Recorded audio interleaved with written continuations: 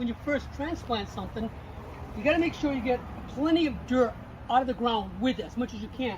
So when you transplant it, and it's going to go into shock, so you got to give it a lot of water and put it in a shaded area until it, you know, for at least 2 weeks until it restarts to establish its roots again and get acclimated with the new ground that it's in and the new pot that it's in. So you got to give it plenty of water until that happens. This, what people call here in Florida, this plant here, they call this, oh wow, check this out, Dave. I'm not going to drop myself, but check this out. That's cool. I think that's an Acacia or something like that, or some kind of... I think you're right. He's already dry. No, actually, check this out. Look at this. Look at this, guys. He already came out of his shell. So this type of bug, it's just his shell. He came out, it's pretty cool, right? Nature's awesome. He came out of his shell, but when he did, during that process, he clung himself to this tree right here, and he came out of his shell. It's just a piece of plastic, it seems like. He didn't die. It's empty inside. It's hollow. And he rejuvenated, just like snakes. Sheds its own skin. This thing did the same thing. I'm not sure what kind of bug it is, but look, it's kind of prehistoric. Look at his claws and stuff like that. It's pretty cool, huh? But nature's cool. But he's going to go back in the ground. He's going to become part of nature again because he's going to decompose and become fertilizer. So we're going to put him here. But I was just saying about this tree here in Florida. I asked the gentleman the other day, and I asked, what do you call these here? And he said this is called Chinese plums. Now, where I was born in the island of São Miguel in the Azores, it's about 1,100 kilometers off the coast of Portugal, in the middle of the Atlantic Ocean. And we call these mocanas. And they look like little plums, and they're absolutely delicious.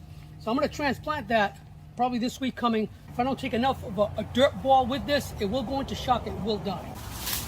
We're going to transplant this vine. Now, I've already checked it all out. It only has, this vine, it's wrapped around, it's beautiful, it's got these beautiful flowers, and it's wrapped around a trellis. And I already checked it. The trunk here is pretty loose. It's going to be real, oh, not that loose, I guess. But I'm going to try to get as much dirt balls as I can with it without interrupting the roots. So, you should stay at least 8 or 9 inches away. Depending on the size of the ball. This has got a pretty small root ball. You want to stay away enough so you're not going to interrupt the roots or as little impact as possible. So what I got to do is move that. There it is. And as you're digging, kind of lift up a little bit all the time. It loosens up.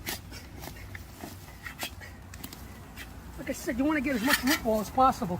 You take your time doing it. Never rush into anything because gardening is not a race. Gardening is not a race. This is very enjoyable. It's relaxing. When you got something that's bothering you in your mind, you go into the garden, it relaxes you. Trust me. This is my my unwinding time is when I'm gardening. I feel my best when I'm gardening. Any troubles you might have, this kind of like, it de-stresses you, takes your stress away. Not completely, but a lot of it. Very tranquil doing this. I love it. I love watching things grow.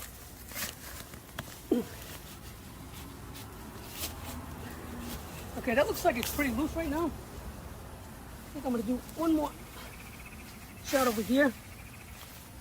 Right here. Trellis was in the way. Yep, root ball's loose. Okay, so now I'm going to put the shovel down. I'm going to grab this right by the, look down here. Grab it by the stem. Okay, it's all loose. I'm going to take it by the stem and by the trellis. And that's it. I got the whole thing. Very carefully. I'm going to take this into my car, and we'll see you in a little bit. Okay, so we're back here at our house. And here, as you see, I didn't show you when I put it in, but here it is in the vehicle. I'll just throw that down for now. I'm going to try to carefully lift this up one shot and grab the trellis at the same time. Underneath here. There we go. Oop, oop. There we go. Make as little impact on it as possible. I got all this ready earlier today, as you can see. I made this half circle around. You notice I got this is a Purple Mountain birdhouse that we brought from Massachusetts here. And I couldn't pot with it, so we brought it down with us.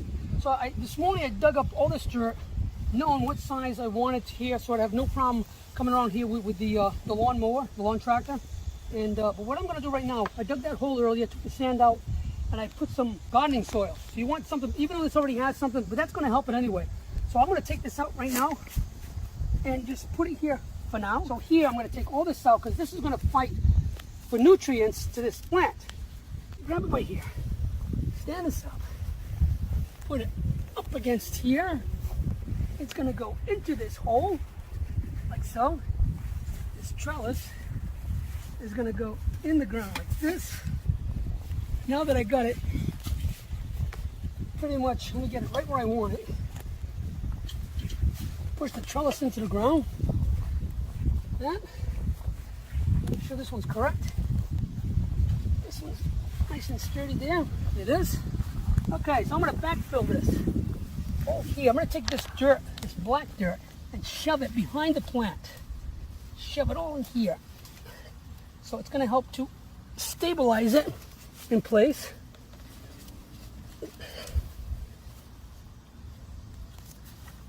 It's already nice and sturdy in the ground.